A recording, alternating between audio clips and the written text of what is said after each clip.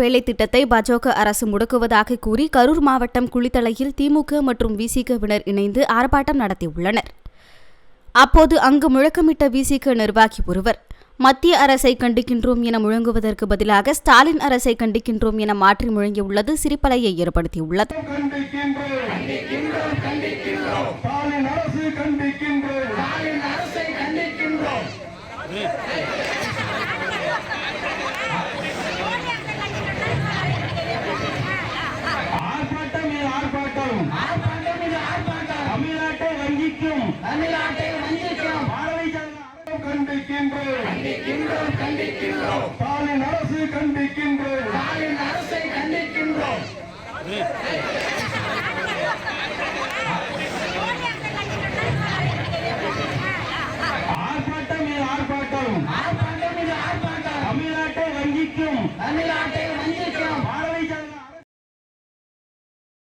செய்திகளை உள்ளது உள்ளபடி தெரிந்து கொள்ள ரெஃப்ளெக்ட் நியூஸை சப்ஸ்கிரைப் பண்ணுங்க.